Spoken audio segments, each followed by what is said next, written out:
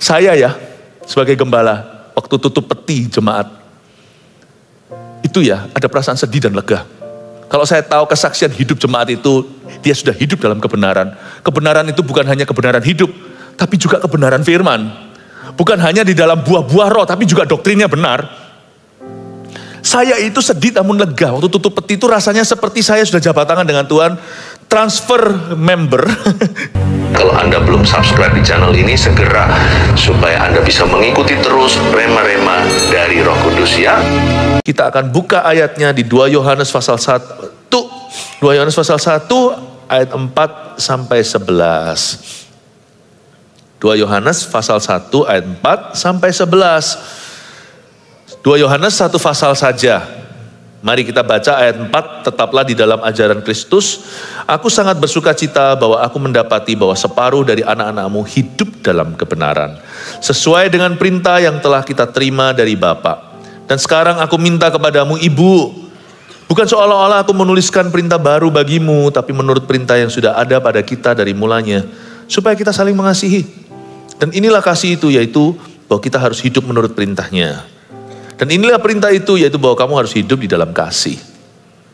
Sebagaimana telah kamu dengar dari mulanya. Sebab banyak penyesat telah muncul dan pergi ke seluruh dunia, yang tidak mengaku bahwa Yesus Kristus telah datang sebagai manusia. Itu adalah si penyesat dan antikristus. Waspadalah supaya kamu jangan kehilangan apa yang telah kami kerjakan. Tetapi supaya kamu mendapat upahmu sepenuhnya. Setiap orang yang tidak tinggal di dalam ajaran Kristus tetapi yang melangkah keluar dari situ, tidak memiliki Allah. Barang siapa tinggal di dalam ajaran itu, ia memiliki bapa maupun anak. Jikalau seorang datang kepadamu dan ia tidak membawa ajaran ini, janganlah kamu menerima dia di dalam rumahmu dan janganlah memberi salam kepadanya. Sebab barang siapa memberi salam kepadanya, ia mendapat bagian dalam perbuatannya yang jahat. Alkitab dengan jelas mengatakan di akhir zaman akan banyak penyesat. Dan itu muncul dari kemah Kristen. Jadi gak heran. Jaga dirimu. Karena kepercayaan itu berharga. Karena kita diselamatkan oleh iman. Sangat mudah loh orang itu berubah percaya, itu sangat gampang. Kalau dia gak berakar dengan betul. Sama dengan misalnya seorang wanita dikecewakan berkali-kali oleh laki-laki. Lama-lama dia percaya bahwa laki-laki itu buaya seluruh dunia. Orang pernah dikecewakan oleh seorang hamba Tuhan lalu berkata semua pendeta sama aja, ujung-ujungnya begitu.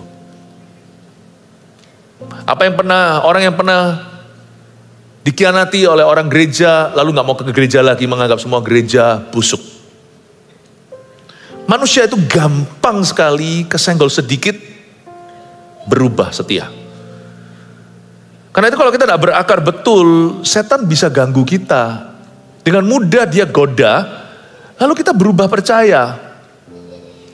Di akhir zaman banyak penyesat telah muncul dan pergi ke seluruh dunia. Yaitu mereka yang tidak mengaku bahwa Yesus Kristus datang sebagai manusia, sebagai Mesias. Dan bahwa dia adalah Tuhan.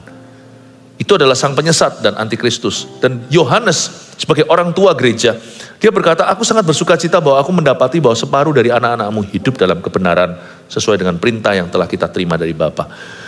Saya bagi jadi 4 dengan tujuan supaya Anda melihat bahwa ada banyak ajaran-ajaran di luar sana yang mirip Kristen tapi bukan. Dan 4 ini tidak mewakili semua, namun 4 ini cukup mencakup semua. Karena dikit banyak sana sini ada kemiripan. Semua pasti menyerang kepercayaan sentral kekristenan. Jadi meskipun namanya beda ya, nanti sambil jalan perkembangan itu ada. Anda akan menyaksikan silih berganti orang sebut itu, orang sebut ini. Tapi sebenarnya memutar-mutar gimana, esensinya ya itu. Menyerang keabsahan Alkitab. Jangan-jangan di sini ada yang masih percaya bahwa Alkitab itu bukan satu-satunya buku kebenaran. Masih ada yang lainnya. Atau mungkin Alkitab ini firman Tuhan, tapi sebenarnya juga ada banyak kesalahannya. Yang satu buku kontradiksi yang lainnya. Jangan-jangan ada yang percaya gitu, bahaya loh. Miring sedikit di sini 1 senti, ujung jembatan itu tidak ketemu. Nggak ketemu Tuhan. Doktrin itu penting. Doktrin itu bukan teologi. Bedanya doktrin dan teologi. Doktrin itu firman. Teologi itu studi tentang Tuhan. Nah itu buku-buku lain kita pelajari dan sebagainya. Tapi Tapi doktrin itu firman Tuhan. Kata ini berat ya, doktrin rasanya wow, aku orang awam. Bukan, doktrin itu kebenaran. Begitulah hati Tuhan menjerit kalau kita salah percaya. Gak apa-apa, it's okay, anak kecil Tuhan cinta, saya juga mencintai mereka. Let them cry.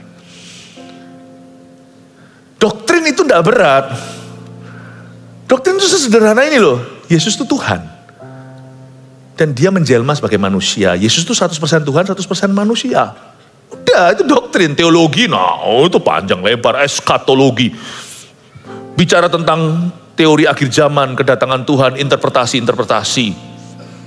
Ya, lalu habis itu soteriologi. Wah, keren ya bahasanya. Itu gak usah lah. Itu semua cuma term-term yang ditambahkan untuk mudah kategori. Tapi Anda dan saya gak boleh salah percaya loh. Saya coba otak-atik di sini. Karena kita itu suatu hari, itu nama kita tertulis dalam kitab kehidupan karena kepercayaan. Jangan sampai kita salah percaya. Dan Yohanes berkata, aku bersuka cita separuh dari anakmu hidup dalam kebenaran. Saya bagi 4 ini, nanti perkembangan zaman semuanya mirip-mirip lah. Comot sana, comot sini. Pertama-tama yang saya ingin jelaskan ke Anda adalah yang bernama Jehovah's Witnesses. Atau saksi Yehova. Atau bahasa Indonesia tulisannya saksi Yehuwa. Saksi Yehova percaya bahwa Yehuwa adalah satu-satunya Allah. Sampai sini, so far so good, masih sama. Tetapi mereka percaya bahwa Yesus adalah ciptaan Allah. Yesus bukan Allah. Nah, di sini masalah. Ini membuat kita beda. Mirip Kristen tapi bukan. Jehovah's Witness bukan kekristenan. Yesus adalah ciptaannya yang pertama dan yang tertinggi. Penghulu malaikat. Dia yang diciptakan dulu sebelum Allah menciptakan Lucifer dan menciptakan Mikael. Gabriel semuanya. Dan ini yang tidak kita, ini yang berbeda. Kita percaya Yesus itu pencipta. Lalu mereka juga tidak percaya bahwa Roh Kudus itu seorang pribadi. Mereka percaya Roh Kudus itu gak ada. Roh Kudus itu hanyalah satu nama untuk tenaga Allah. Roh Kudus itu kayak listrik sorga, hanyalah energi. Sedangkan kekristenan percaya begini, bahwa Yesus dan Bapa adalah satu dan setara. Setara dalam penciptaan. Seperti Yohanes pasal 1 ayat 1 bunyinya begini, pada mulanya adalah firman, dan firman itu bersama-sama dengan Allah, dan firman itu adalah Allah. Saya tambahkan ayat 2, segala sesuatu diciptakan melalui Dia, tidak ada sesuatu pun yang jadi tanpa melaluinya. Yesus itu tidak dicipta, Dia Alfa Omega, setara dengan Allah Bapa, Allah Tritunggal. Kita mungkin tidak mengerti total. Suatu hari di sorga kita baru memahami, tapi bagi orang yang lahir baru tidak susah percaya itu. Iman kita itu mencakup kebenaran yang paling misteri. Kita tahu bahwa Allah hanya satu, ada 3 pribadi. Yaitu Allah Bapa, Allah Putra, Allah Roh Kudus. So simple. Itu bukan pengetahuan, itu pengenalan. Dan kita orang-orang Kristen percaya dan yakin bahwa Roh Kudus itu bukan energi. Roh Kudus itu adalah Allah. Efesus 4 ayat 30 bunyinya, dan janganlah kamu mendukakan Roh Kudus Allah yang telah memeteraikan kamu menjelang hari penyelamatan. Dalam bahasa Inggrisnya, do not grieve God the Holy Spirit. Jangan kamu dukakan Roh Kudus Allah atau Allah Roh Kudus. Ya. Karena itu kalau Anda didatangi sama saksi Yehova, jangan kira itu orang Kristen loh ya. Dan jangan buka pintu rumahmu. Gak perlu masuk dalam perdebatan, buat apa? Anda cukup tahu bahwa sudah diajar oleh gembala bahwa itu mirip dengan Kristen tapi bukan. Sama-sama ada Yesusnya. Tapi Yesus bagi mereka adalah ciptaan Allah. Itu bukan Yesus yang kita percaya. Paham Bapak Ibu Saudara? Mormon. Gereja Mormon. Namanya aja gereja Mormon. Mormonism. Tidak sama dengan kita. Karena Mormon tidak percaya bahwa Alkitab itu lengkap. Atau final. Mormon percaya terjemahan Joseph Smith, yang adalah pendiri Mormon dan juga nabi mereka. Buku Mormon yang ditulis oleh Joseph Smith adalah ilham yang benar dan sesungguhnya. Sedangkan bagi kita orang Kristen, kita yakini bahwa Alkitab adalah kitab suci. Alkitab Kejadian sampai Wahyu ini adalah kitab suci yang diilhami oleh Roh Allah sendiri dan sudah final sampai kitab Wahyu. 2 Timotius pasal 3 ayat 16 bunyinya, segala tulisan yang diilhamkan Allah memang bermanfaat untuk mengajar, menyatakan kesalahan, memperbaiki kelakuan dan sebagainya. Tapi dengan jelas dan tegas, firman Tuhan berkata lewat surat Paulus kepada Timotius bahwa firman Tuhan, perjanjian lama dan perjanjian baru adalah ilham Allah. Tidak ada buku seperti ini, yang lain hanyalah buku tambahan. Boleh ada, boleh enggak. Termasuk kitab-kitab berikutnya yang kita tulis. Termasuk buku-buku yang dirilis di Pustaka Raja Wali oleh gembala-gembalamu. Boleh ada, boleh enggak, sungguhan. Tapi Alkitab tidak boleh tanpa. Karena buku lain itu adalah ekspresi hati orang percaya. Tapi hanya kitab ini yang diilhami oleh Allah. Hanya ini inspirasi. Saya tambahi di Wahyu 22 ayat 18-19 bahwa Alkitab itu tutup sampai kitab Wahyu. Aku bersaksi kepada setiap orang yang mendengarkan perkataan nubuat dari kitab ini, kata Yohanes, penulis yang sama dengan surat Yohanes yang kita baca. Jika seorang menambahkan sesuatu kepada perkataan ini, maka Allah akan menambahkan kepadanya malapetaka yang tertulis dalam kitab ini. Dan jikalau seorang mengurangkan sesuatu dari perkataan dari kitab nubuat ini, maka Allah akan mengambil bagiannya dari pohon kehidupan dan dari kota kudus seperti yang tertulis di dalam kitab ini. Tutup di kitab Wahyu. Kalau Anda mau tanya sama saya, ya, kenapa saya percaya bahwa Alkitab ini adalah firman Tuhan? Jawaban saya yang terbaik adalah iman. Waktu Yesus masuk di hati saya, I know that I know. This is the word of God. Ini firman. Dengarkan kebaktian-kebaktian sebelumnya, Anda akan mendapatkan penjelasan yang berbeda, tapi saling melengkapi dengan ibadah ini. Salah satunya saya compare antara Alkitab Kristen dan Katolik, ada ekstra buku, kenapa Kristen hanya 66 buku saja, 39 perjanjian lama, 27 perjanjian baru. Ya, intinya, simpelnya, saya beriman terima sebagai Kristen sejati bahwa Kejadian sampai Wahyu, that's the book for me. Itu firman Tuhan bagi saya. Mau ditambah, saya nggak sanggup. Saya belum bisa melakukan seluruh firman Allah. Memahami aja masih ngos-ngosan. Apalagi mengajarkan, masih pas-pasan. Nggak usahlah kita serakah, nambah-nambah segala. Jangan cacat orang lain. Pegang keyakinanmu, tahu bahwa 66 buku di dalam Alkitab ini, that's the book for me. B-I-B-L-E, that's the book for me. Itulah buku untuk saya, itulah firman Tuhan. Tenang aja lah, iman itu harus tertib, iman itu harus aman. Sekarang saya tambahkan lagi, di samping Mormonism adalah Christian Science. Ini laku di negara barat, karena banyak logika di dalamnya. Tapi sekarang Anda bisa melihat cikal bakal kenapa gereja ikut-ikutan, meskipun nggak sampai ke titik sesat.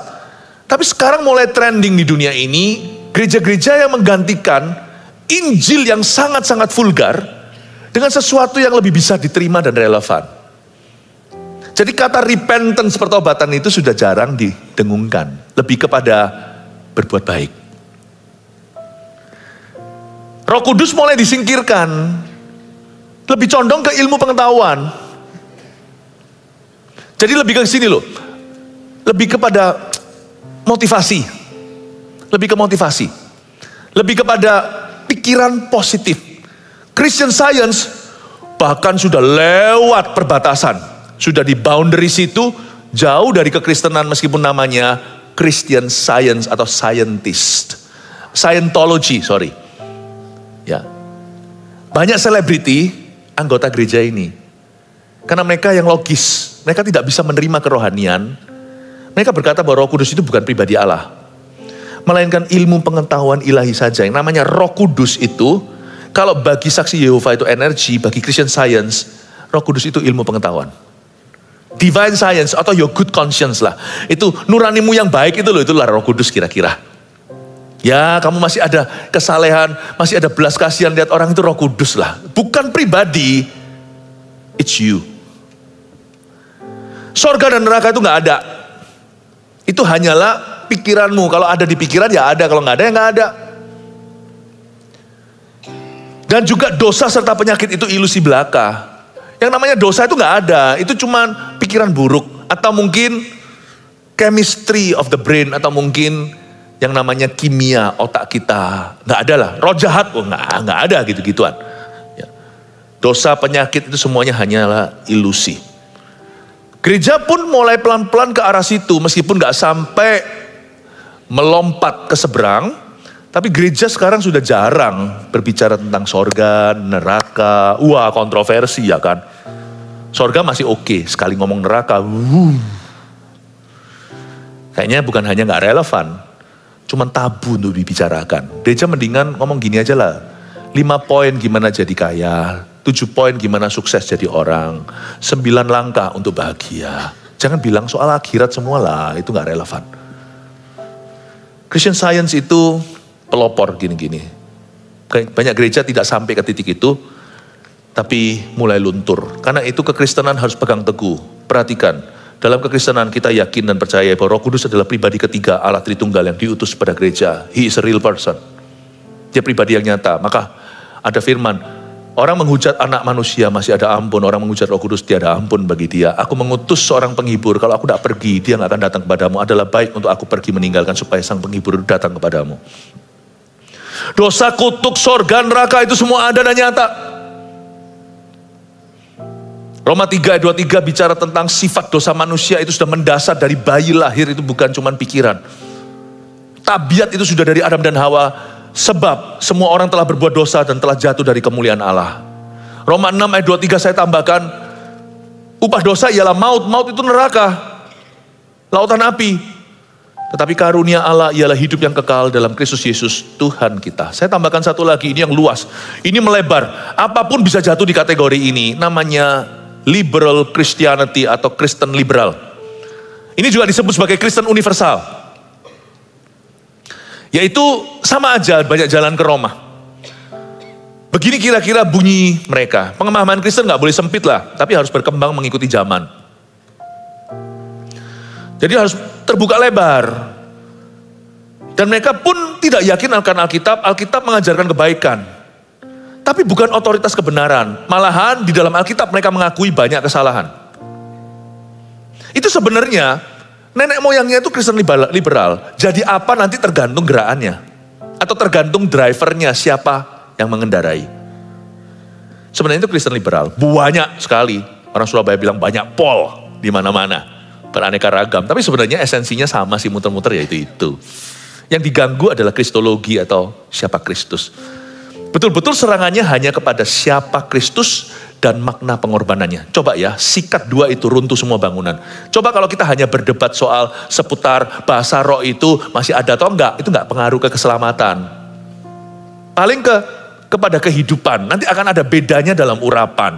Enggak percaya kesembuhan ilahi, nanti akan kita rasakan perbedaan hanya pada kesehatan atau pada pelayanan. Terjadi mujizat di area itu atau enggak. Tapi enggak bisa membuat kita binasa. Tapi kalau dua ini diganggu, Yesus siapa dia? Pencipta atau dicipta? Yesus makna kematiannya? Apakah itu satu-satunya jalan? Apakah dia mati itu perlu? Kalau cuma percaya mati sebagai sejarah, ada jalan lain ke Roma, maka maknanya berbeda. Nah ini dua disikat, runtuh semua bangunan karena ini fondasi iman. Kita harus mengerti itu. Bagi Kristen liberal, tidak ada batasnya. Terbukalah guys, harus berkembang mengikuti zaman. Jangan heran, orang-orang yang mengaku diri Kristen, bahkan pendeta, menikahkan pasangan homoseksualita. Itu sudah ada. Gak apa-apa lah, ini memang kodrat. Ini takdir. Ikutilah perkembangan zaman. Alkitab mengajarkan kebaikan, tapi Alkitab itu belum tutup. Yesus adalah guru yang baik kata mereka, tapi bukan satu-satunya Tuhan dan bukan jalan keselamatan. Sedangkan kekristenan yang tulen, yang sejati, bunyinya begini, ini yang kita yakini. Pemberitaan tentang salib adalah satu-satunya berita keselamatan. Katakan amin. Saya baca berapa ayat aja ya, sambil lalu. 1 Korintus 1:18 bunyinya, sebab pemberitaan tentang salib memang adalah kebodohan bagi mereka yang akan binasa. Tapi bagi kita yang diselamatkan, pemberitaan itu adalah kekuatan Allah. Roma 1 ayat 16, sebab aku mempunyai keyakinan yang kokoh dalam Injil. Karena Injil adalah kekuatan Allah yang menyelamatkan setiap orang yang percaya. Ada banyak ayat lain di mana Paulus mengeluh dan berkata, kalau aku masih memberitakan sunat, kalau aku masih liberal, masa aku dianiaya? Karena aku memberitakan salib, aku dalam penderitaan. Luar biasa. Kristen liberal, jalannya tidak sempit. Semua jalan menuju ke Roma. Yesus salah satunya. Alkitab itu bagus, tidak dikecam. Tapi Alkitab salah satu buku. Wow. Dan Yesus itu mati untuk kita. He loves you. But it's not the only way, by the way. Dia bukan satu-satunya jalan. Ini dari dulu, sudah dari kampung halaman zaman dulu. Dari 2000 tahun yang lalu. Sudah ada yang gini-ginian. Gak usah heran. Jadi kita gak usah seperti anjing kejar ekornya. Hari ini fungsi penggembalaan di tempat ini adalah untuk melengkapi Anda dalam kebenaran. Bukan mengekspos semata-mata kesalahan. Tetapi supaya kita semuanya mengerti apa yang kita percayai. Karena kita itu selamat karena iman. Jangan sampai salah imanmu kepada Tuhan. Amin. Yesus selain itu, ini orang Kristen percaya ini. Alkitab adalah firman Tuhan yang sempurna. Otoritas tertinggi orang percaya. Gak usah saya ulangi. Tadi saya sudah jelaskan bahwa Alkitab tutup buku. Sudah selesai sampai kitab Wahyu. Yesus adalah Tuhan dan satu-satunya jalan ke sorga. Itu keyakinan kita. Yesus berkata, akulah jalan kebenaran dan hidup. Tidak ada seorang pun yang datang kepada Bapa kalau tidak melalui saya. Yohanes 14 dan Kisah Rasul 4 ayat 12 bunyinya. Dan keselamatan tidak ada dalam siapapun selain di dalam Dia. Di bawah kolong langit. Tidak ada nama lain yang bisa menyelamatkan Anda dan saya dan orang berdosa. Hanya nama Yesus. Kalau Yesus bukan satu-satunya jalan, maka Yesus bukan. Udah gitu aja. Kalimat saya nggak selesai ya kayaknya. Kalau Yesus bukan satu-satunya jalan, berarti Yesus bukan sama sekali. Maka dia adalah guru yang paling konyol mati. Dan pengajarannya ternyata picik. Kalau dia hanya mengajarkan satu jalan lalu dia nak mati, semua orang tidak percaya. Tapi karena dia berkata satu jalan, dia meninggal untuk kita. Kita perlu pertimbangkan. Jangan-jangan sungguh-sungguh dia satu jalan. Tidak ada jalan lain. Kenapa anak Allah mati kayak gitu? Kalau masih ada jalan lain, kalau bukan jalan buntu. Di kebaktian ini saya berikan judul tetaplah di dalam ajaran Kristus. Sekarang kita baca hati Yohanes kepada gereja. 2 Yohanes pasal 1 ayat 4, ayat per ayat saya akan jelaskan. Ayo saya kasih Anda 3 poin untuk Anda bawa pulang ke rumah. Tetaplah dalam ajaran Kristus, ayat 4. Aku sangat bersuka cita, kata Yohanes, bahwa aku mendapati bahwa separuh dari anak-anakmu hidup dalam kebenaran, sesuai dengan perintah yang telah kita terima dari Bapa. Dan sekarang aku minta kepadamu, Ibu, ayat 5, bukan seolah-olah aku menuliskan perintah baru bagimu, tapi menurut perintah yang sudah ada pada kita dari mulanya, supaya kita saling mengasihi. Ayat 4 dan 5, obviously secara jelas sekali bahwa Yohanes menulis surat ini di usia tua, usia senja. Kurang lebih usianya 80-an waktu menulis surat ini menuju 90. Yohanes menuliskan surat ini kepada seorang ibu.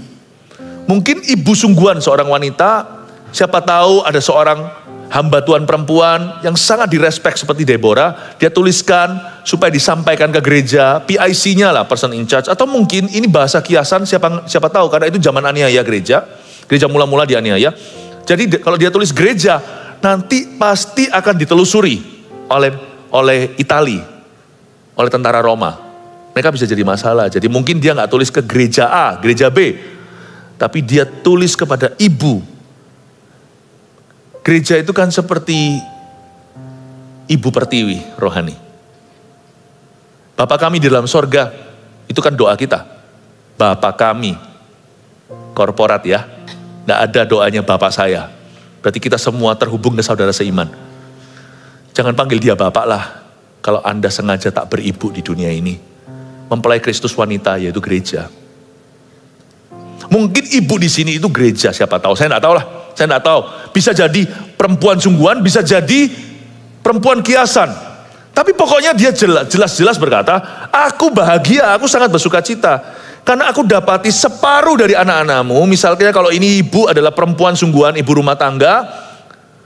Dia punya anak 5, punya anak 4. 2 separuh dari anak-anaknya hidup dalam kebenaran. Tapi kalau ini jemaatnya 500 orang, 250 dalam kebenaran, 250 lagi ogah-ogahan atau enggak jelas imannya apa. Tapi Yohanes bersukacita, dia berkata, aku bergembira karena separuh anak-anakmu hidup dalam kebenaran sesuai dengan perintah yang telah kita terima dari Bapa. Tidak ada yang lebih membahagiakan seorang gembala daripada melihat anak-anak rohaninya hidup dalam kebenaran. Tidak ada yang lebih membuat seorang ayah dan ibu atau papa mama di rumah happy kecuali melihat anak-anaknya genah. Kebenaran itu penting sekali karena kebenaran itu keselamatan. Concern daripada seorang Yohanes yang tua adalah jangan-jangan dari 500 jemaat hanya 250 yang selamat. Karena mereka nggak ngerti apa yang mereka imani. Mereka datang ke gereja hanya demi kebutuhan mereka. Mereka datang hanya pray for me. Jangan salah loh, miracle, mujizat pun terjadi untuk si kusta 9 yang tidak kembali kamsyah. Jangan kira bahwa mujizat dan berkat itu berarti kebenaran. Mujizat dan berkat itu kebaikan Tuhan. Kebajikan. Yohanes itu betul-betul bergumul dalam hati. Jangan-jangan hanya setengah nih dari gereja yang sungguh-sungguh selamat. Misalnya kalau ada di antara kita hari ini bicara dengan saksi Yehova, apakah Anda akan terbawa? Atau Anda berakar?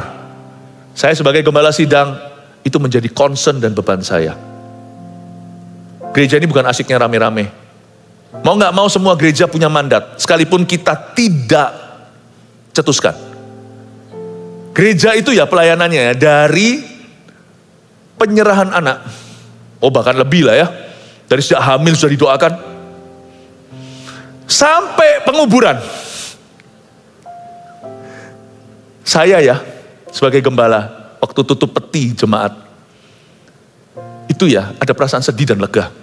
Kalau saya tahu kesaksian hidup jemaat itu, dia sudah hidup dalam kebenaran. Kebenaran itu bukan hanya kebenaran hidup, tapi juga kebenaran firman. Bukan hanya di dalam buah-buah roh, tapi juga doktrinnya benar. Saya itu sedih namun lega. Waktu tutup peti itu rasanya seperti saya sudah jabat tangan dengan Tuhan. Transfer member dari gembala sidang ke gembala agung. Kayak rasanya, Tuhan udah lo ya, aku serahkan. Dari dia gini sampai ke sorga, kita antar ke pintu gerbang, meskipun dengan tangisan keluarga. Mau enggak mau ya, gereja itu punya mandat, mengantar semua orang itu benar ke akhirat. Kalau enggak ngapain kita kumpul-kumpul gini? Tujuannya apa sih? Motivasi, motivator di luar sana lebih banyak. Ngapain dengar pengkhotbah tidak tentu yang paling fasih lidah? Akhirat. Christian Science gak suka ini. Sorga. Jadi Yohanes itu terbeban. Aku senang separuh dari anakmu hidup dalam kebenaran. Positif sekali nih orang tua. Rasul kasih ini luar biasa. Tapi dikatakan di ayat 5, dan sekarang aku minta kepadamu, ibu, bukan seolah-olah aku menuliskan perintah baru bagimu. Karena orang yang hidup dalam kebenaran pasti sesuai dengan perintah Tuhan. Bukan perintah baru, tetapi perintah yang sudah ada pada kita dari mulanya supaya kita saling mengasihi.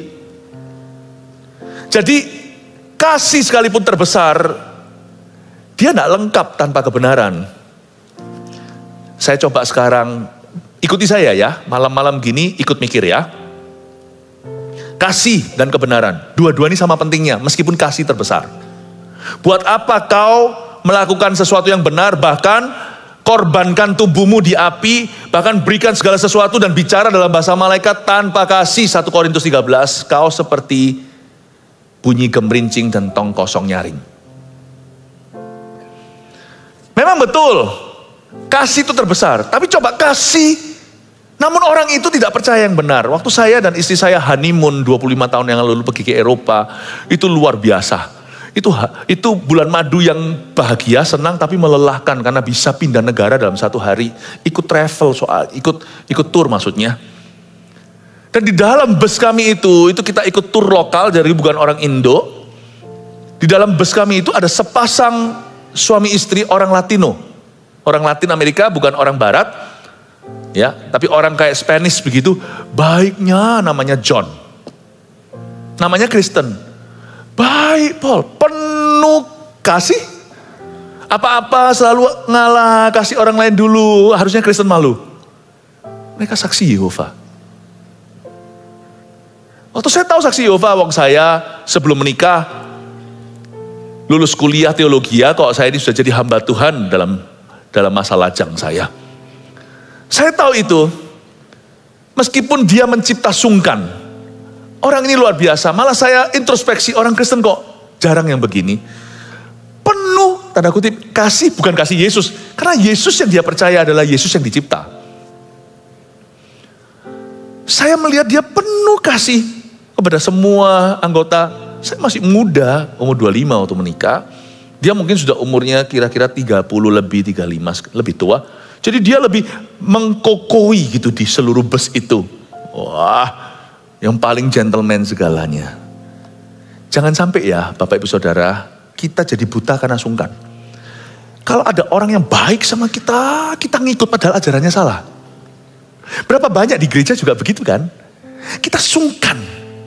Makanya kita tidak berani punya pendirian. Kita tahu jelas-jelas bahwa ini adalah sesuatu yang salah di mata Tuhan. Kita ngikut karena sungkan. Kita gak enak.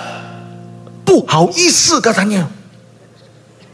Kalau sampai saya tidak menyingkir dari hal-hal itu.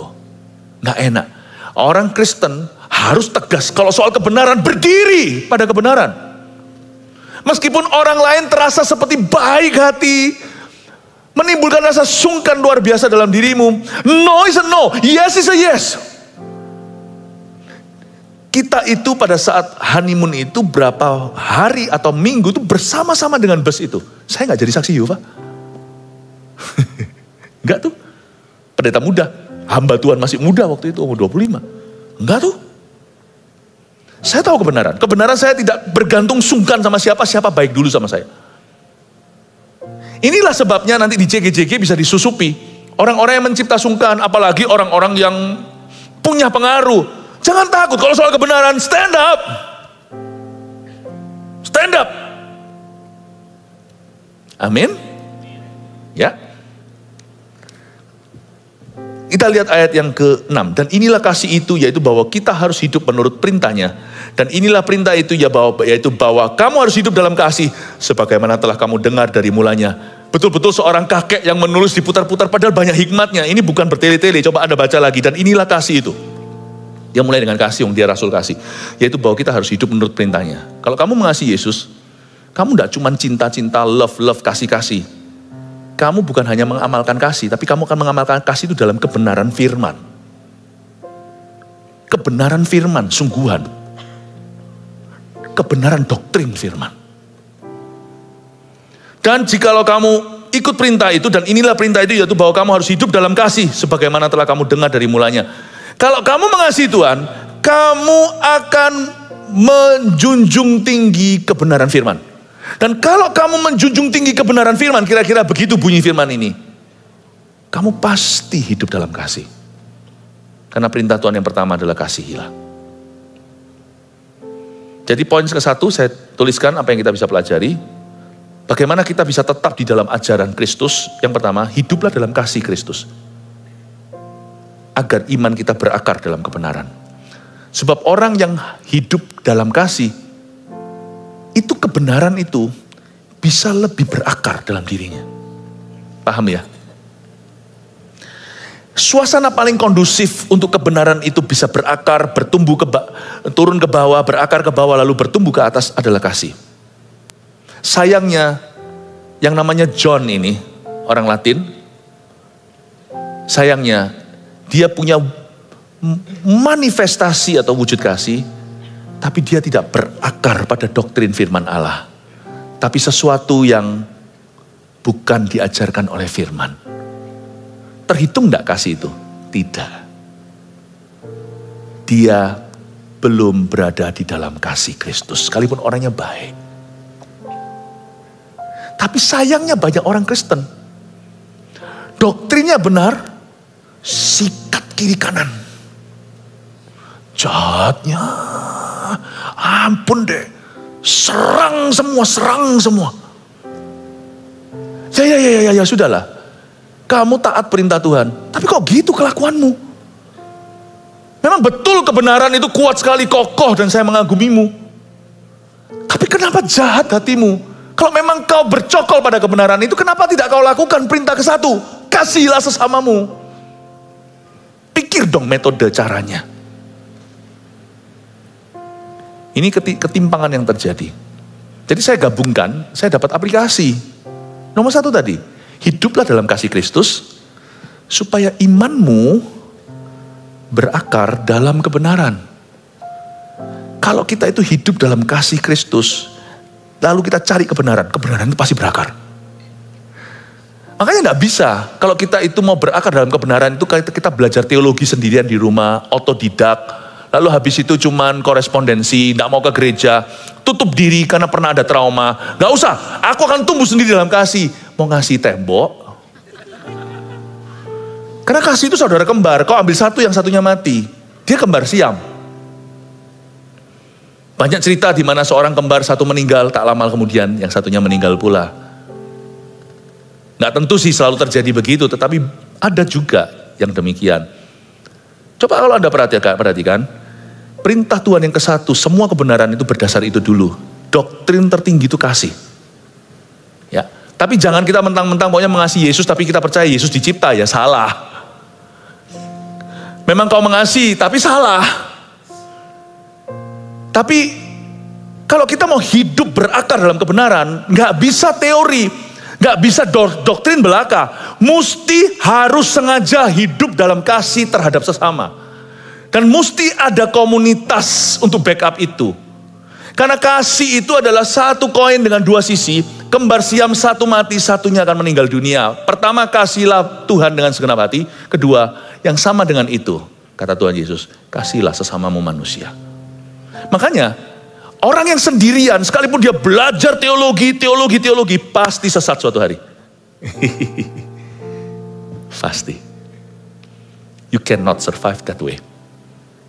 Iman itu hanya bisa berakar dalam pengetahuan yang benar, jikalau kita sengaja mengimbangi itu dengan hidup dalam kasih.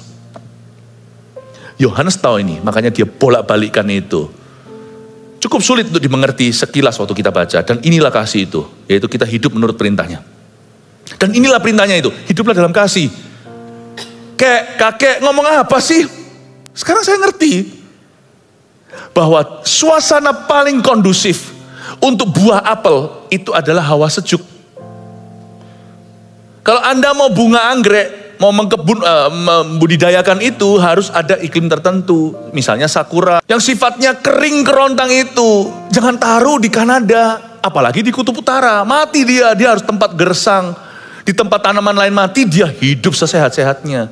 Semua itu ada iklimnya. Iklim berakar dalam kebenaran sehingga kita tidak bisa disesatkan oleh dunia. Zaman antikristus nanti datang. Yang paling kita harus waspada itu bukan gempa.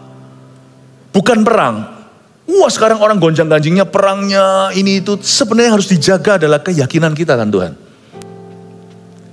Iklim terbaik agar kita bisa berakar tidak goyang adalah kalau kita hidup dalam kasih. Ironis ya, ternyata doktrin itu dijaga dengan hati yang diselaputi dengan kasih. Buktinya orang yang kepahitan gampang disesatkan. Orang yang sudah pernah mengalami satu insiden, lalu dia menuduh dirinya merasa guilty, atau orang dari broken home, biasanya lebih gampang kena sekte. Kaget saya, apakah orangnya bodoh, tidak pinter? Enggak. Hatinya tidak dalam kasih, seperti tidak ada balsam yang menyelimuti, yang melindungi. Seperti ada perlindungan yang bolong yang diangkat dari dia. Padahal orangnya pandai loh, tapi karena dia dari broken home, ada isu-isu yang tidak diselesaikan dalam hidupnya. Dia hidup kepahitan, susah mengampuni. Lalu mungkin dia kecewa sama gereja, dia lari. Coba lihat ya, yang gitu-gitu kena. Antikristus datang, kena dulu itu orang-orang. Dan kehilangan kepercayaan itu paling gampang. Kadang-kadang saya pikir itu ngeri. Ada orang ngomong sama saya itu hampir loh kena sama salah satu daripada pengajaran-pengajaran lain ini. Untung ya Pastor Philip, saya bilang sungguhan untung. Misalnya ada orang sedang jalan di jalanan, tiba-tiba ada truk oleng, jatuh di depannya, dia persis, Wow, seluruh keluarganya pasti erat-erat pegang dia. Untung harusnya kamu mati. Naik mobil, sama-sama di sebelahnya ada truk yang kontainer besar itu. Lalu kontainernya ambruk. Pas dia lagi luput persis lewat. Harusnya saya. Ngeri sih, tapi paling tidak itu bukan binasa. Kalau orang itu sudah selamat, namanya tertulis dalam kitab kehidupan, paling ya cuman mati di dunia. Untunglah. Sefragile, serapuh itu hidup dan nyawa. Tahu nggak apa yang lebih ngeri daripada ditumpuk sama kontainer? Tiba-tiba hatimu syarat percaya pada sesuatu yang bukan diajarkan firman. Dan itu fondasi keselamatan. Oh my, itu bukan ketumpuk kontainer lalu mati di sini, tapi binasa selama-lamanya. Cuman gitu tok loh. Cuman sedikit belok hatinya, gitu, langsung percaya pada Yesus. Kan itu smooth, sangat mulus. Kan gak percaya Yesus, bedanya kan tipis. Yesus dicipta dan Yesus pencipta. Roh Kudus itu gak ada. Pelan-pelan, apalagi kalau kita berada di gereja di mana Roh Kudus gak dielukan, gak di welcome, gak diizinkan, lama-lama kita percaya Roh Kudus gak ada. 10 tahun kemudian, 10 years later, Anda sudah bisa menerima LGBTQ sebagai norma. Kaget loh. Bahaya. Kelihatannya hanyalah soal opini atau pendirian. Tidak, sebentar lagi, kasih 5 tahun lagi, Yesus yang disenggol dari hidupmu. Segampang itu. Sekali kau berikan percaya, mendingan saya ditumpuk kontainer. Karena kalau saya mati masuk surga. Tapi kalau saya hilang kepercayaan saya, garam kehilangan keasinannya, dengan apa kau digarami? Kalau saya salah, saya bertobat, saya tahu saya dibenarkan. Tapi kalau saya nggak tahu apa itu kebenaran, kan silakan. Akulah jalan kebenaran dan hidup. Kalau kita sudah nggak tahu itu, diakah jalan? Apa itu kebenaran? Mati nggak? Dan untungnya, dan lebih celakanya maksudnya, kalau orang itu pernah Kristen, lebih susah lagi dikandani sama orang Kristen. Sekali dia Kristen, untuk diberitahu sama orang Kristen udah gak mempan. Aku tahu apalah, karena itu lebih baik gak pernah jadi orang Kristen, gak pernah jadi hamba Tuhan, termasuk jadi hamba Tuhan, lalu berubah setia, lalu sekarang memeluk sesuatu yang bukan diajarkan oleh firman. Mana bisa dia diberitahu siapa? Dia pernah jadi hamba Tuhan. Dokter adalah pasien yang buruk. Coba lihat dokter kalau jadi pasien. Gak gampang, aku udah tahu. Dokter situ mau ngomong apa, saya sudah tahu. Kalau orang seperti saya tiba-tiba gak tahu gimana setan lewat. Dan itu tentunya perangnya bukan teori. Pasti pertama-tama hatinya gak beres dulu. Sebab sebelum sesat selalu ada murtad. Sesat kelihatan, terdengar, tapi murtad itu di hati. Dan kalau orang seperti saya, misalnya seperti kami, tiba-tiba saya belok begitu aja. Siapa yang akan konselingi? Coba. Makanya ayat berkata, lebih baik tidak pernah orang itu dilahirkan. Mending saya ditumpuk sama kontainer. Karena mati, masuk surga. Nama tertulis kitab kehidupan, tidak goyah. Tapi kalau kepercayaan saya tercuri, keselamatan itu apa? Kalau bukan karena percaya. Iman keselamatan saya tercuri, berabe aku. Binasa. Segampang itu loh. Seperti segampang semudah seorang wanita hilang percaya sama pria. Segampang ini loh, seperti orang-orang Kristen kehilangan percaya sama gereja atau kepada orang Kristen yang lainnya. Segampang itu kita juga bisa digeser dari pengharapan Injil. Jangan main-main ya. Hidup itu kan cuma sebatas nafas. Surga itu sebatas percaya loh. Ngeri, ada saya lihat itu ngeri-ngeri sedap. Artinya apa? Sedap artinya cuma tinggal percaya. Semua akan Tuhan ubah, Pak. Semua indah pada waktunya. Tapi kalau saya salah percaya, kadang saya mikir tuh, teman satu orang yang berkata, saya hampir loh kena menganut itu, Pastor Philip.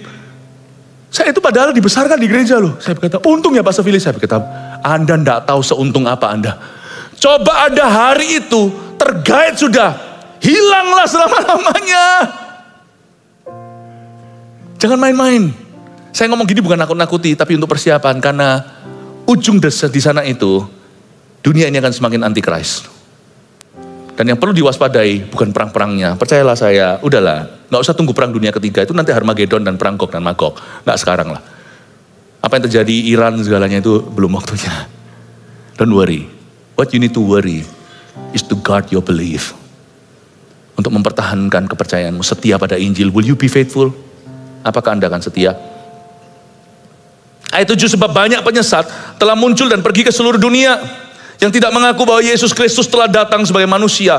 Itu adalah si penyesat dan antikristus. Ini yang perlu diwaspada, yaitu penyesatan yang terjadi. Waspadalah, ayat 8, supaya kamu jangan kehilangan apa yang telah kami kerjakan itu. Apa yang dikerjakan oleh Yohanes dan Rasul Petrus dan sebagainya. Menanam Injil. Setelah itu menanam gereja. Dia tanam Injil di sekelompok orang-orang yang diselamatkan. Orang-orang yang mereka jangkau dengan berita Injil itu. Waspadalah supaya kamu jangan kehilangan apa yang telah kami kerjakan itu. Kata kehilangan itu melompat. Saya tidak mau berdebat. Apakah orang sekali selamat tetap selamat, atau dia bisa kehilangan keselamatannya di tengah-tengah. Saya nggak mau berdebat. Kebaktian tadi saya sudah jelaskan singkat. Dua-dua itu ada benarnya. Kalau orang itu sungguh-sungguh selamat, dia tidak akan bisa dicuri dari Tuhan. Terbukti bahwa ada orang yang pernah Kristen sekarang mengaku saya bukan Kristen. Terbukti bahwa dia nggak pernah Kristen. Itulah misteri yang kita nggak mengerti. Di mana dia kehilangan itu, I don't know. Tapi Tuhan tahu siapa miliknya. Apa yang Bapa taruh di tanganku tidak akan hilang kembali, Yesus berkata. Buktinya ada orang yang hilang di tengah-tengah, padahal pernah mengaku Kristus sebelumnya. Bahkan pernah mengecap karunia-karunia. Ibrani pun memperingatkan, kalau kamu pernah mengecap karunia, lalu kamu berbalik dan menyalibkan Kristus kedua kali, tidak ada kebenaran lagi yang bisa menyelamatkanmu. Ngeri loh. Saya tahu beberapa orang real, cuma saya nggak bisa cerita. Dulu Kristen, dulu aktif, menginjil ikut, tumpang tangan orang rebah. Sekarang adalah orang non-Kristen, berkata, I am not a Christian. I don't believe in Jesus. Pertanyaannya, dia kehilangan keselamatan kah, atau dia dari dulu nggak pernah selamat, seperti Saul gitu loh, cuma dihinggap Roh Kudus lalu ngalami seperti nabi, tapi nggak pernah sungguhan bercokol di situ. I don't know, itu urusan Tuhan. Tapi pokoknya saya nggak main-main. Nah, saya tahu saya selamat. Justru saya nggak main-main. Justru saya kerjakan keselamatan saya sungguh-sungguh. Tuhan, di zaman laknat, zaman bejat seperti ini, selamatkan aku, jangan cuma aku. Selamatkan keluarga aku, anak cucuku, dan bukan hanya kami, karena saya gembala sidang. Selamatkan jemaat. Oh, kasih tepuk tangan untuk Tuhan Yesus. Betapa bahayanya nih, lebih bahaya daripada semua virus yang bisa melanda dunia. Because belief could be stolen. Dan dia dicurinya bukan adu teori, kadang-kadang dicurinya dengan begitu submarine, kapal selam. Anda tidak ngerti, tiba-tiba hati Anda sudah syarat. Kena gitu aja, pas kena sudah gak ada proses. Tapi proses erosinya mulai terjadi hari ini. Jaga, di kebaktian sebelum ini saya jelaskan, pengurapan itu yang menjagamu. Pengurapan Roh Kudus. Waspadalah supaya kamu jangan kehilangan apa yang telah kami kerjakan itu.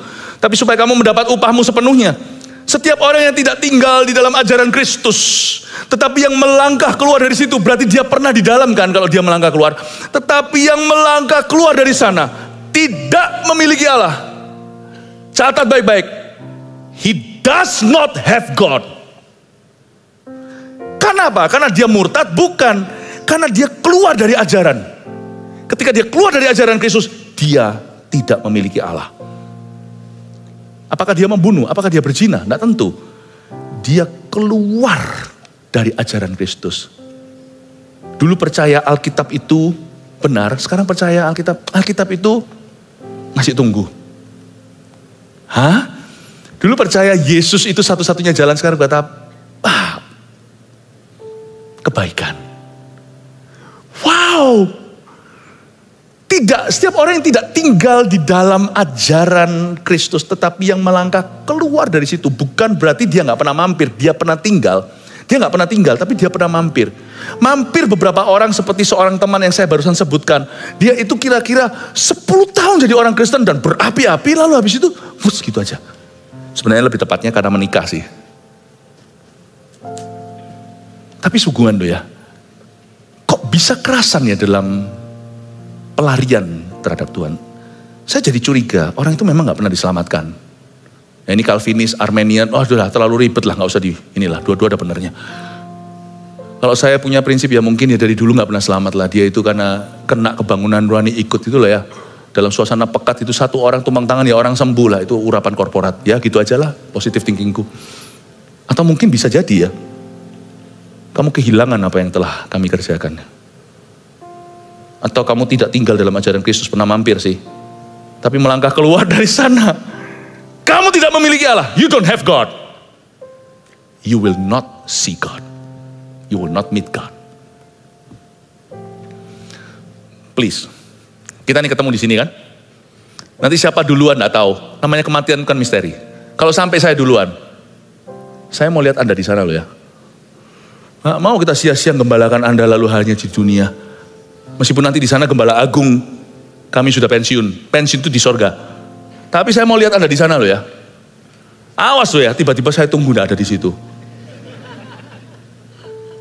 Tapi kalau semuanya Anda dulu, tunggu saya ya.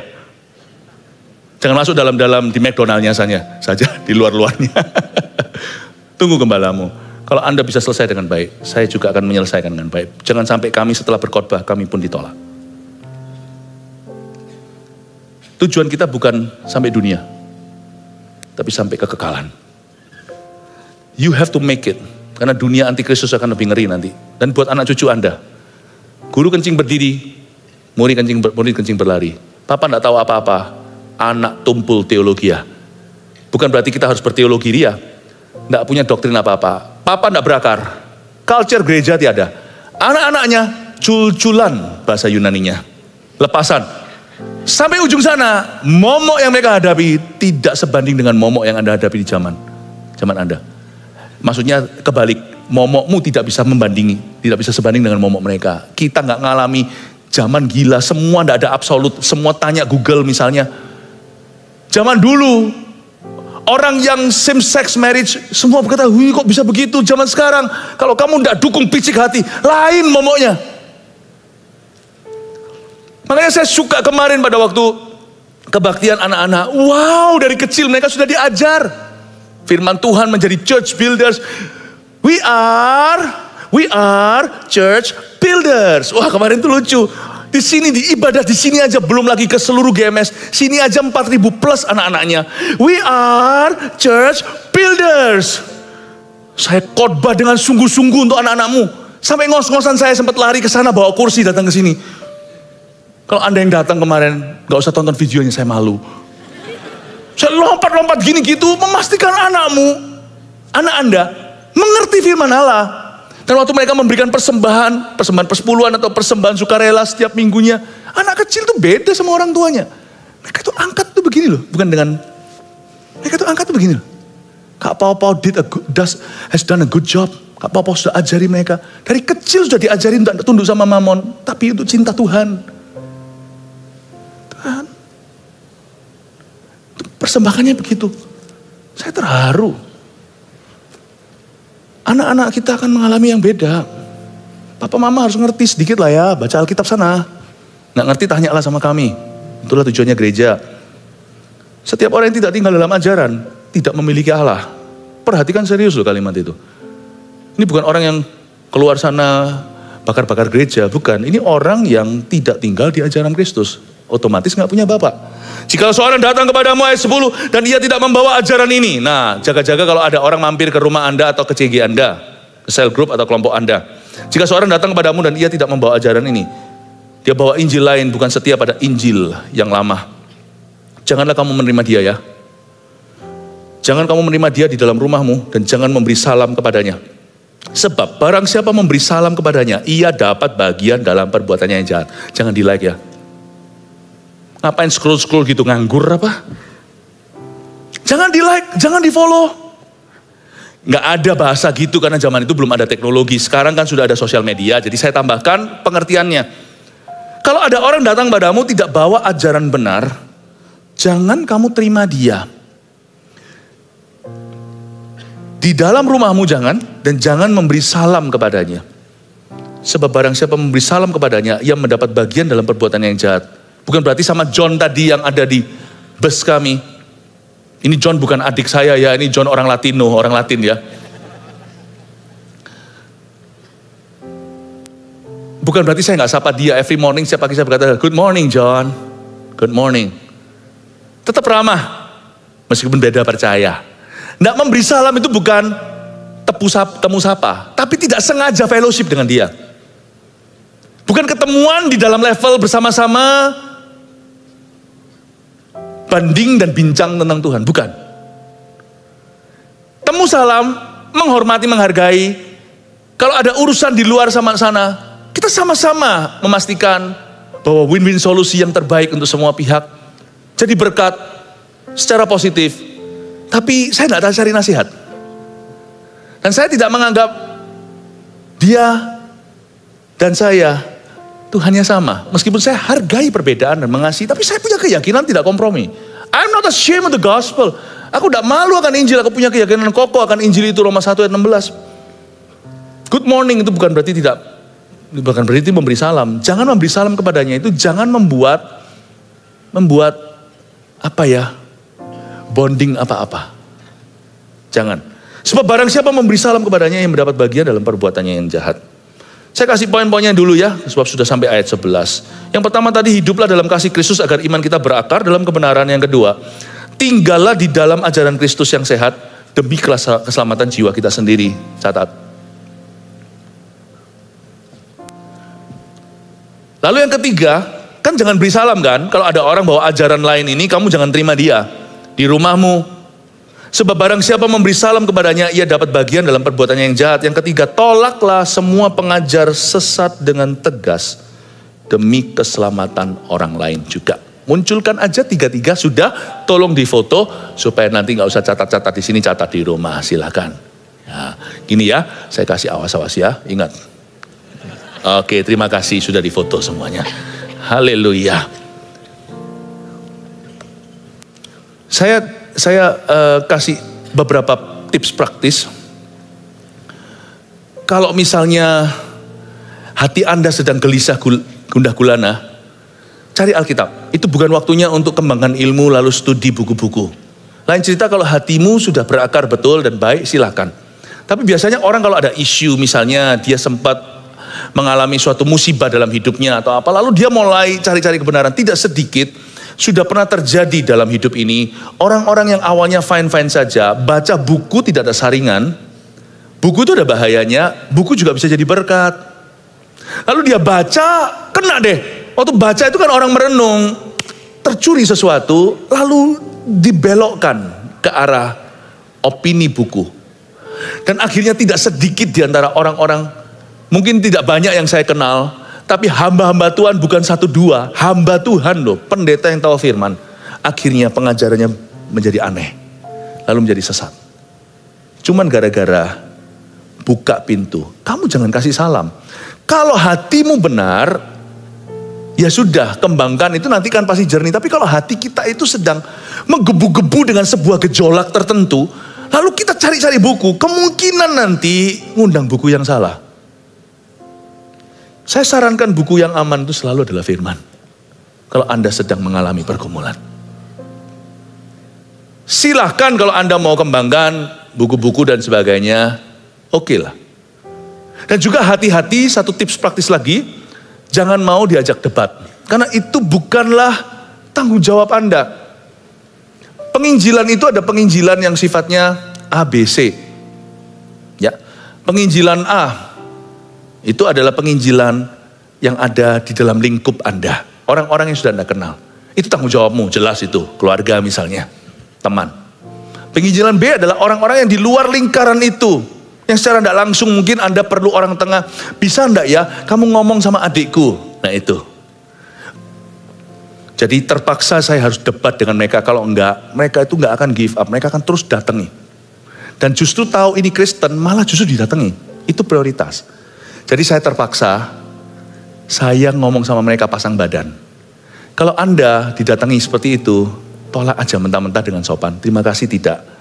Bilang aja, enggak. Ini bukan ranah saya, ini bukan wewenang saya. Anda kalau mau tanya sesuatu, mau ngomong sesuatu, cari aja gembalaku. Gitu aja lah. Suruh datang ke Pastor Yohanes. Jangan saya ya. Enggak usah lah, itu bukan di ranahmu. Udah bagian Anda AB tadi itu. Berbuah bertumbuh dengan sehat. Jangan mau diajak debat ya. Apalagi ikut-ikutan di sosial media lalu debat ria segalanya, nggak usah lah. Nggak cukup iman malah terseret ke sana. Saya ajak bicara sama orang tersebut yang datang ketok rumah, akhirnya dia jerah. Dan saya menangkan pun debat itu bukan karena dia kalah teori. Bukan. Tapi karena saya berdoa. Saya bilang Tuhan luputkan. Kalau gini terus nanti jikalau kakak aku, adikku kena gimana? Jangan main-main dengan bini. Kalau gini nanti teman-teman saya dari gereja itu, semua teman gereja itu yang kos di sana, kalau kena kan tanggung jawab saya. Saya doa, ada ceritanya, nggak usah saya ceritakan di sini, nggak ada waktu.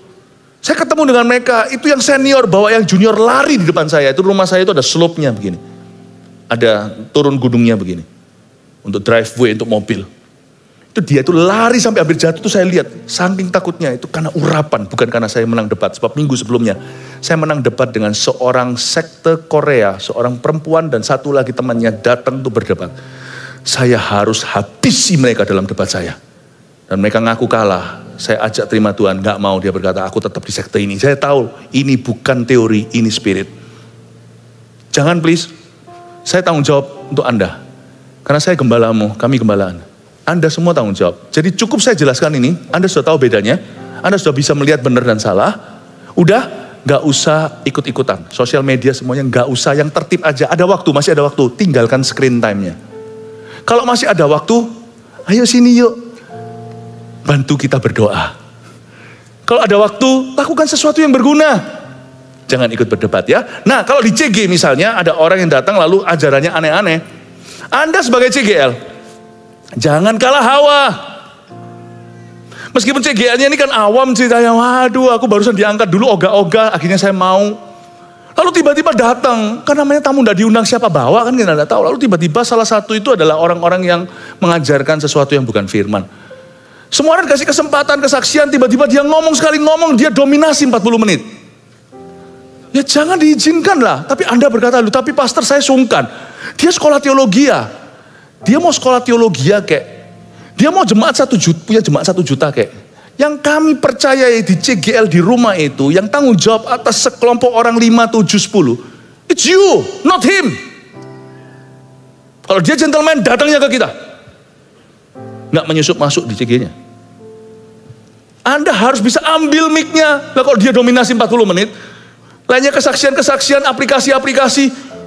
Setelah diberi kesempatan, dia 40 menit mau lanjut 1 jam. Dan dia beritakan sesuatu yang enggak. Baik itu salah, sesat, atau sesuatu yang sifatnya ngeroh, enggak berujung dan bertujuan.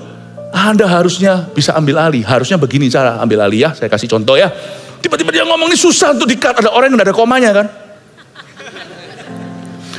Lalu Anda bisa lihat, coba saling lihat sudah resah, oke? Ingat loh ya, Anda yang sah. Peduli amat dia siapa. Peduli amat dia pengaruhnya siapa. Dia belajar apa, teologi ya, whatever. Dengan gelar-gelarnya ini, S, apa? Sarjana ini, sarjana tingginya, PhD, PhD-nya, profesor. Peduli amat. Itu semua kalah dengan satu gelarmu, CGL yang sah. Amin. Kalau itu terjadi, tak kasih cara. Persis seperti Anda barusan tepuk tangan. Lihat seperti itu. Wah, beri tepuk tangan. Nggak peduli apa, suruh tepuk tangan aja, ambil mikrofonnya. Atau ngomong gini, nanti tunggu ya, sorry ya, saya cut dengan sopan. Tunggu saya cut ya, nanti kita bisa bicara secara pribadi. Saya mau, mari kita kasih yang lainnya giliran. Tapi nggak bisa Pak, tapi kalau gini nggak bisa. Tapi kalau begini, kita harus betul-betul bertobat Pak. Gini, dihentikan nggak bisa, panggil satpam. Itu saudara nanya satpam, bukan CGL. Karena orang sopan, mau salah mau enggak itu urusan dia. Sopan itu norma. Nggak bisa, polisi. Bukan kami. Anda bisa lakukan adalah cut dia dengan sopan santun. Sorry ya, saya harus cut di sini. Maaf, lebih lanjut, maaf, sebentar ya semua, sorry. Nanti kita bisa bicara secara pribadi, kita kasih kesempatan yang lainnya dulu, apalagi di sini ada member-member yang lebih dulu, ya. Tapi nggak bisa gini, nah, apa-apa Pak. Mari kita kasih tepuk tangan untuk dia, mari kita kasih tepuk tangan sama-sama. Yes, ayo sama-sama. Loh, ayo tepuk tangan, satu sungguhan ini. Tuh. Hal itu langsung tutup. Ayo, mari gini kita berdoa. Atau langsung Iwan, sekarang giliran Iwan. Siapa dia mau ngomong? Oh, oke, Wanti. Terus dia mau ngomong lagi, haleluya, tepuk tangan, mari kita angkat tangan. Kata aja, setelah selesai tutup, hati-hati waspadai dia lain kali. Jangan kau terima di rumahnya, di rumahmu. Jangan izinkan dia dominasi. Karena dengan menyelamatkan situasi, Anda sedang menyelamatkan banyak orang akibatnya. Tolaklah semua pengajar sesat dengan tegas. Yang tidak sesat pun yang dominasi, yang semaunya sendiri aja, bukan kesesatan aja, kita juga tetap harus tahu bagaimana mengekat. Apalagi yang sesat. Tolaklah semua pengajar sesat dan tegas demi keselamatan orang lain juga. Amin Bapak Ibu Saudara. Sekarang Anda tahu gimana ngangkat kan? Ya, pokoknya kalau sudah mulai tepuk tangan, nah itu namanya cut. Tapi nanti kalau bicara sama saya jangan terus tepuk tangan loh ya. Haleluya, mari kita semua bangkit berdiri, puji Tuhan. Kasih tepuk tangan untuk Tuhan Yesus. Nah, 1 Petrus 4 ayat 7. Kesudahan segala sesuatu sudah dekat. Karena itu, kuasailah dirimu dan jadilah tenang, supaya kamu dapat berdoa. Saudara yang terkasih, terima kasih telah mendengarkan firman Tuhan hari ini. Jangan lupa untuk dukung terus channel ini dengan cara subscribe, like, share, dan juga komen, agar saudara kita yang lain juga boleh terberkati. Tuhan Yesus memberkati kita.